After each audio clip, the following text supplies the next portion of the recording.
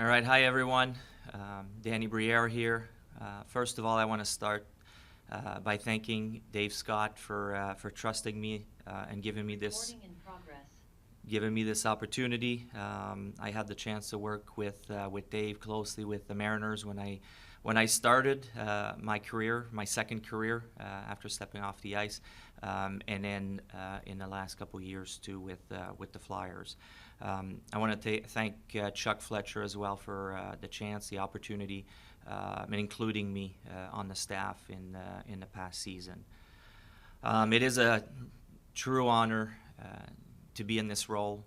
I've been a Flyer for a big part of my career. I love the Flyers. I love the logo. I've spent a lot of days, a lot of sweat, a lot of sacrifice here for this organization. So it's a true honor to be in this position. It's also the city I call home. I've raised my kids here. That's what they consider their home. So I'm very proud to be here, to live here, and to be part of this. All I can say at this point is that I want to do whatever I can to help finish the season and help prepare the right way, put a plan in place, hopefully, for an important summer ahead of us. Okay, and with that, we'll open it up for questions. Please use the raise hand feature if you wish to ask Danny a question.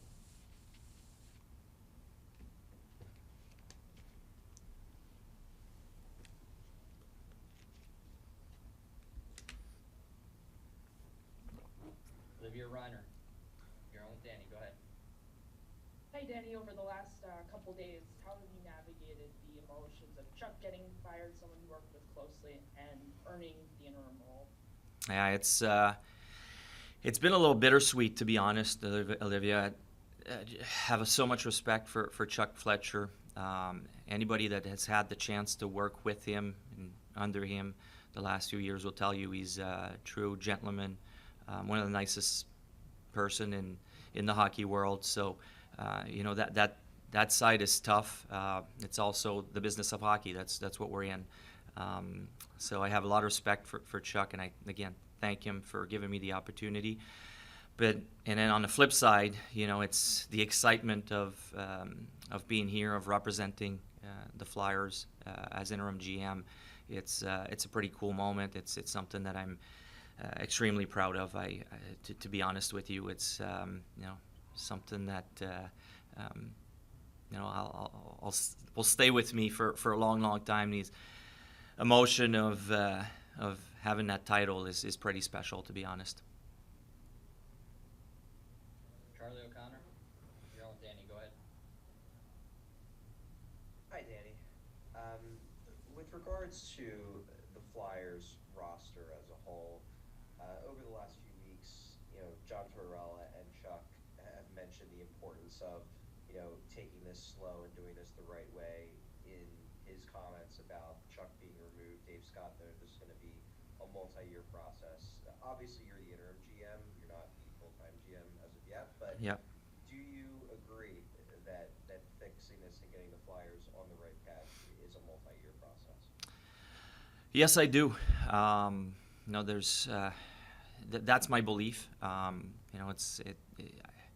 It needs to be done the right way. At this point, I think that's what's needed. That's what's going to be important moving forward. And not rushing to things.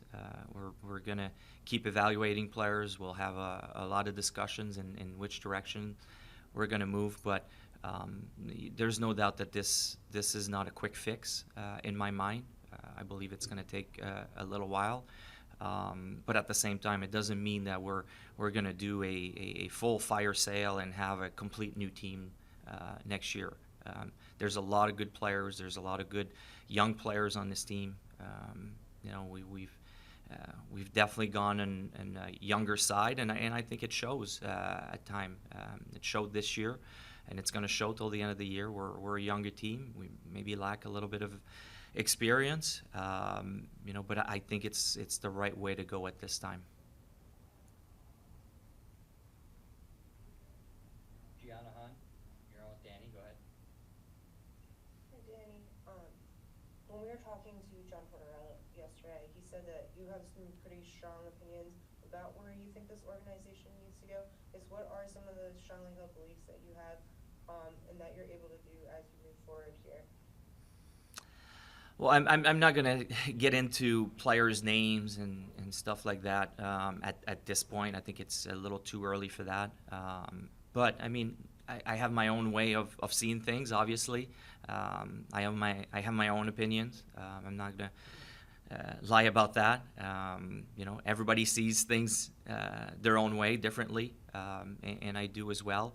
I'm really looking forward to spending more time with the coaches, get their thoughts, and also our staff here on the second floor. So, you know, I have some good people around me that I want their opinion, and I'm, you know, going to talk to a lot of different people, you know, moving forward and evaluating and, you know, deciding on what the next few steps will be at this point. But, you know, it's only been 48 hours, so to be honest, we haven't dived really deep into any of that at this point.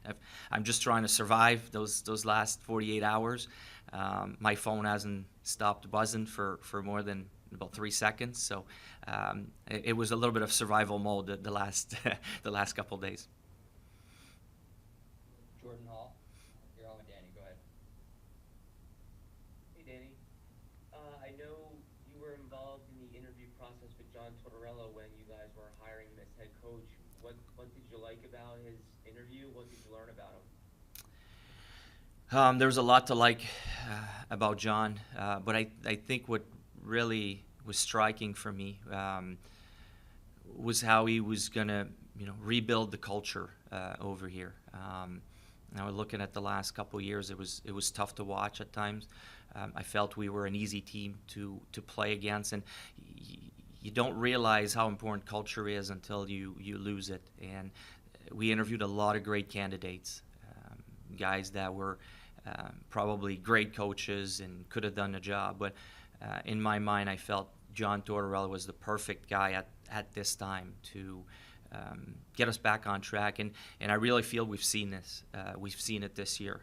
You look at not just at the way we play, but talking also to players around the league, executives around the league, and they all say the same thing. The Flyers are tough to face. They might not have the most talent at this point. They might be a little inexperienced at this point, but man, it's tough to face you guys. And we've heard that constantly over the year. And I've been really proud of the players and our coaching staff, the way they've enforced that and how tough they've made us to face this season. So I think it was the right step in the process.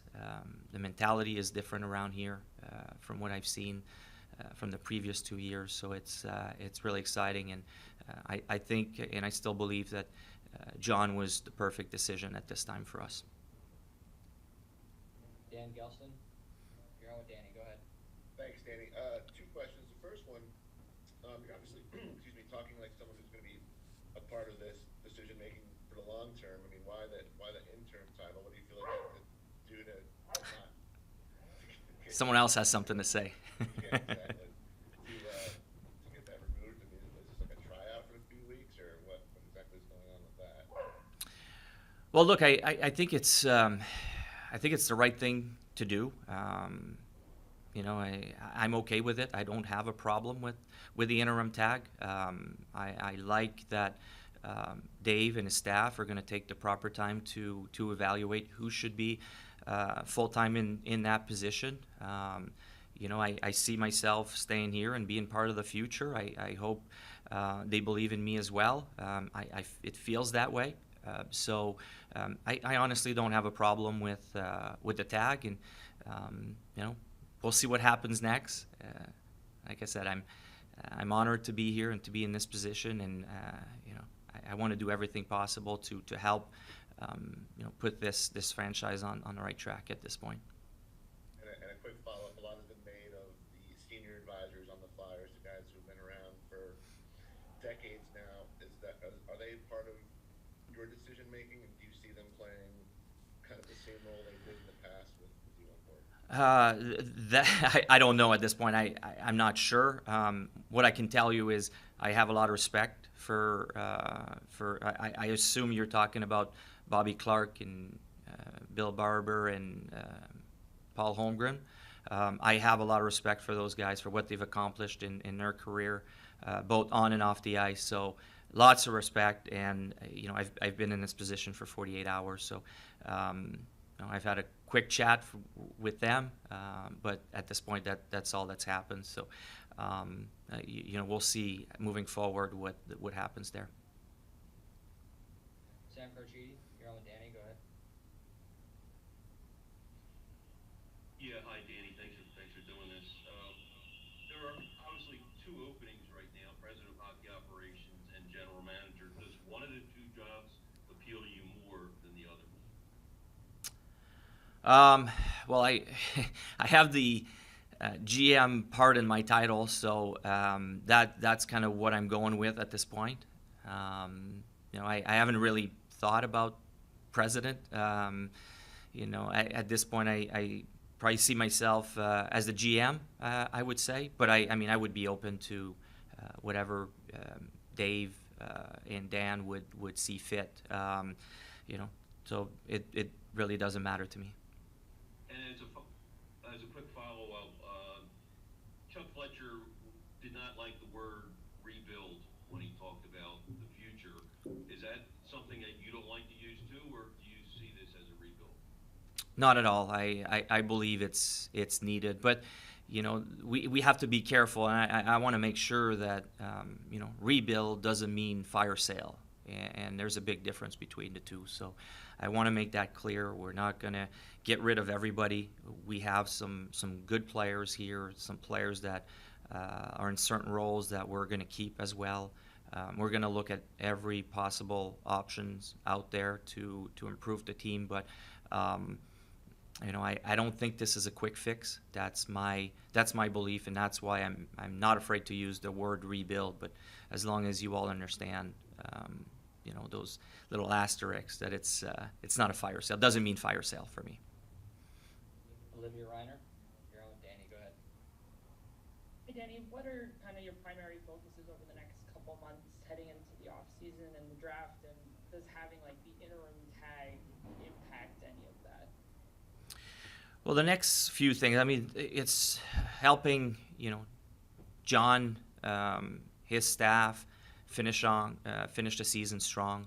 There's going to be obviously, I know a lot of the players, but I'll have the chance to maybe dive a little deeper with his coaching staff and the people upstairs around me, have deeper discussions on evaluating players and what the next few steps moving forward.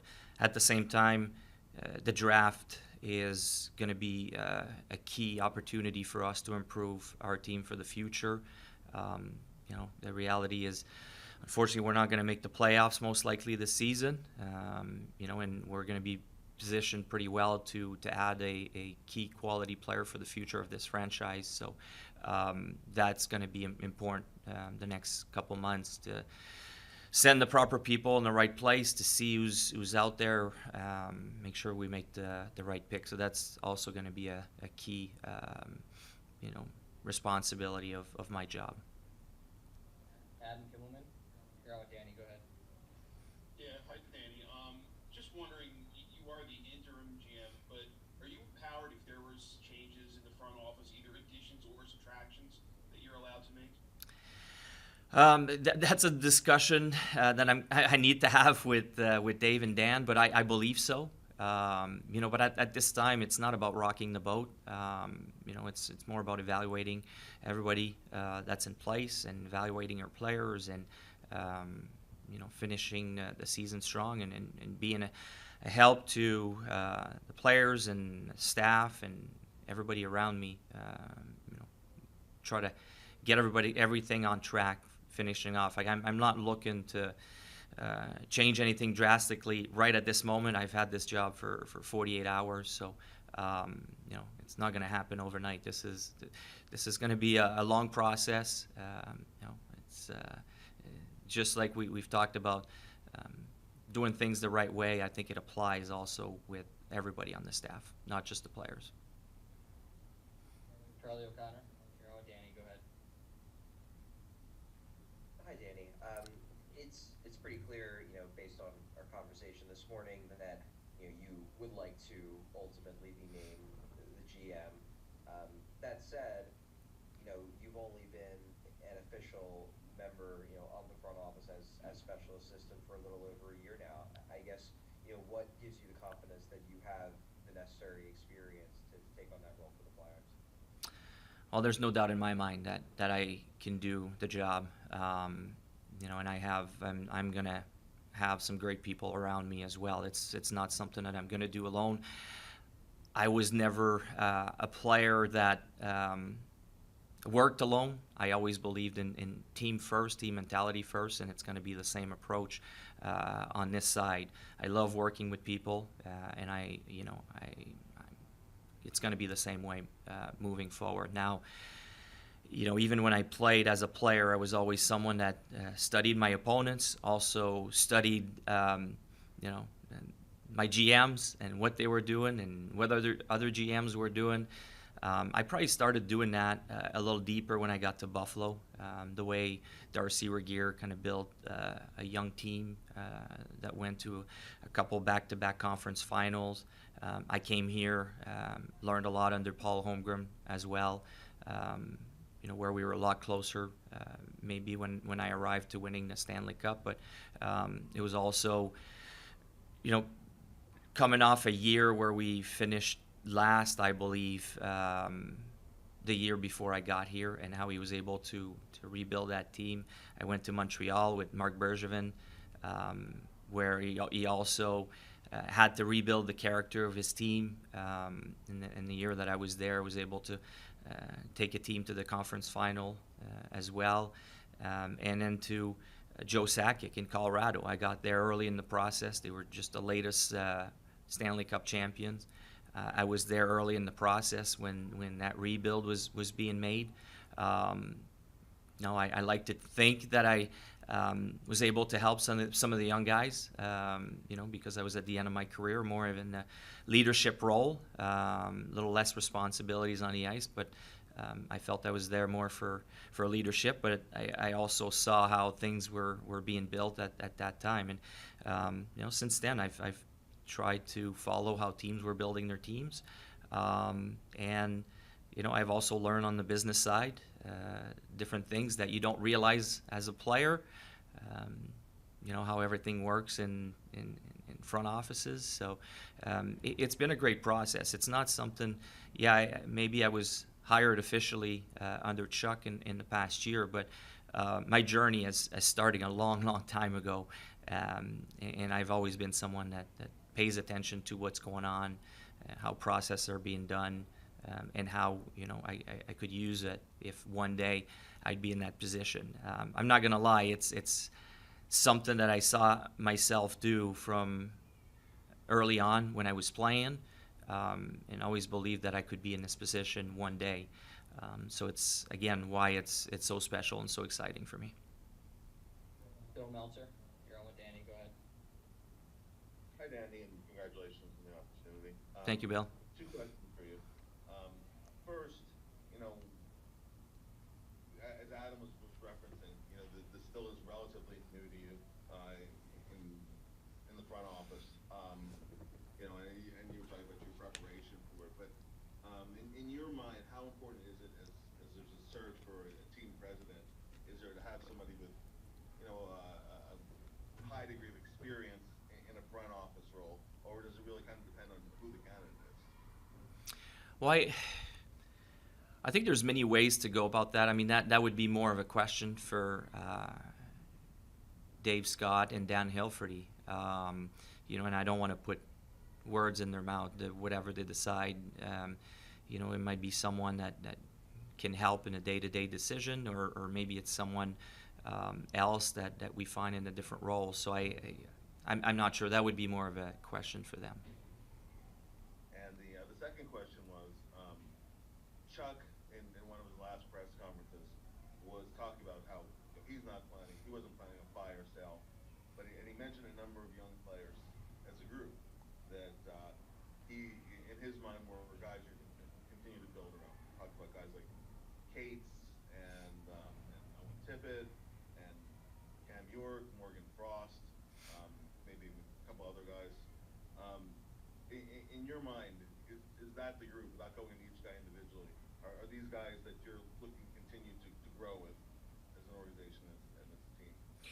Well, what I would say to that is, our young guys have a lot of value to us. I mean, at the same time, we're not in a position to not listen to anyone, but, the young guys are not the guys that, we would be shopping, obviously.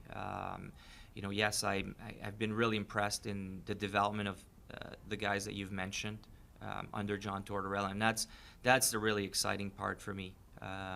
Seeing some of the young guys take a step this year, and the last few days, seeing also guys like Elliot Denoyer and Tyson Forrester come up and hold their own, gives us a lot of hope moving forward. So again, they're all going to be part of the evaluating process. And as you've seen, there's no one that's untouchable anywhere. If Wayne Gretzky can be traded, anyone can. But obviously, some players have more value than others, and I'm not going to deny that.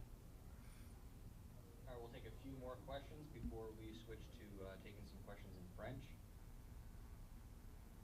Sam Carchidi, you're on with Danny. Go ahead.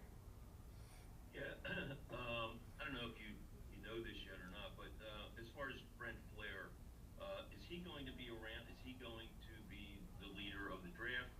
And moving forward, is he going to be on the staff here? That's my expectation. I have a great relationship with Brent. He's been tremendous. He's included me on everything since I started working with Chuck. So yeah, I have a lot of confidence in Brent. You look at his track record at the draft; it's pretty impressive. So yeah, I would say so. Dan Gelston, you're on with Danny. Go ahead. Thanks. The timing was a bit curious right after the trade deadline. How active were you in trade discussions, and if this was going to happen, would you rather had it before the deadline, getting a full crack at shaping the roster that way? I didn't even think of that. I was trying to help as much as I could at the deadline, like everybody else. But that's really not my decision. It happened 48 hours ago. I'm ecstatic. I'm so happy and honored to be here. I'm not questioning what was done before or when the decisions were made. To me, it's moving forward. It's looking to this day and moving forward. That's what I'm excited about. Take one or two more questions. Adam Gibbleman, you're on with Danny. Go ahead. Yeah, hi Danny. Have you been given any idea what kind of time frame Dave and Dan have to hire full-time people? Obviously, your interview started, as you said, 48 hours ago, and it's going to be ongoing. But have they given you any ideas on when they want to have full-time people in those two positions? No, I don't know what the timeline is at this point. I have the feeling, or I was kind of led to believe that it's not going to be something that's going to drag into next season. But I don't know the timeline of things. I'm sure they're going to reach out to people and talk to different people, and hopefully the decisions is made soon. And we'll take one more question. Bill Meltzer, you're on with Danny. Go ahead. Yeah, Danny. Last year, we were talking about the development system, and this season has been a good year for the Phantoms with a lot of young players taking bigger bites of the team. Some junior guys, some collegiate guys, some guys in Europe who've had good seasons this year in their development. Do you feel that is on the right track, or do you think that still needs to be accelerated a little bit? That's a good question. Something we're going to evaluate deeper. But at the same time, I think Lappy has done a great job preparing these guys when they were called up. Like you mentioned, they've done a really good job coming up and helping. You look in the case of Cam York. I remember beginning of the year when we sent him down, we would have thought that was the end of his career. But and even though it wasn't easy for him, it was a tough time. He battled through. I was really impressed in how he fought through that. How Lappy's staff was able to get him back on track, work with him, and how good he's been since he got called up. He's playing heavy minutes for us in our top four on the power play. It's been an impressive process. So it's going to be part of the evaluation. And we'll take one last question. Rob Herring, you're on with Danny. Go ahead. Hey Dan, how you doing? Hey, Rob. You've come across as, still trying to find your feet a little bit. Were you surprised when you got the call? A little bit, obviously. You don't go to work, expecting the person you work for to be fired. So yeah, and like I said, the last 48 hours, it's been a little crazy. Lots of people reaching out, lots of friends reaching out. I couldn't keep up, and I apologize to everyone if I haven't had the chance to get back to you yet. It's been a little crazy.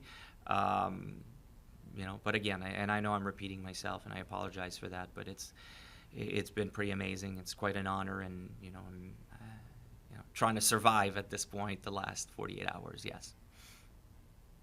All right, now we'll open up some questions in French.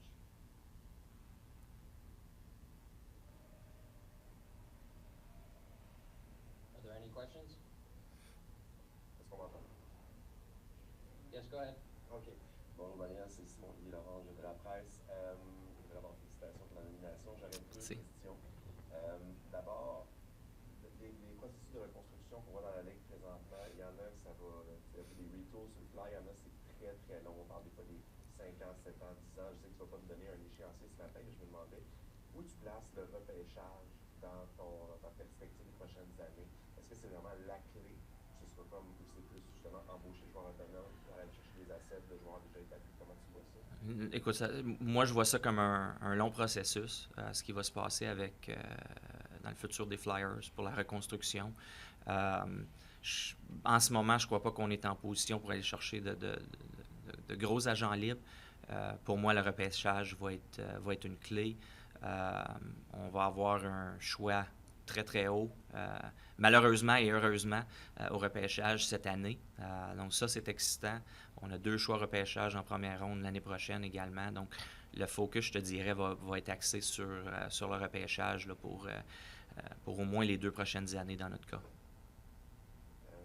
Tu as été dans le processus jusqu'à la fin l'année dernière pour le même poste chez le Canadien. Est-ce que ça a été pour toi le fait de faire autant de choix dans ce processus-là une espèce d'indicateur que peut-être tu étais rendu là, effectivement, ça te confirmait que tu étais rendu dans ta carrière d'avoir un poste de dirigé? Ben écoute, je ne l'ai jamais caché, ça a été un très très beau processus avec le Canadien. J'étais honoré d'avoir été considéré aussi longtemps. Je ne m'attendais pas à ce que Chuck Fletcher parte aussi rapidement ici à Philadelphie. J'étais heureux dans mon rôle ici, même que ça m'a probablement aidé à avoir un plus grand rôle avec Chuck l'année dernière, après mon processus avec le Canadien. Donc c'est ça, ça a peut-être avancé les choses un peu plus rapidement, mais il n'y a pas de doute dans mon esprit là, que je suis prêt pour ça.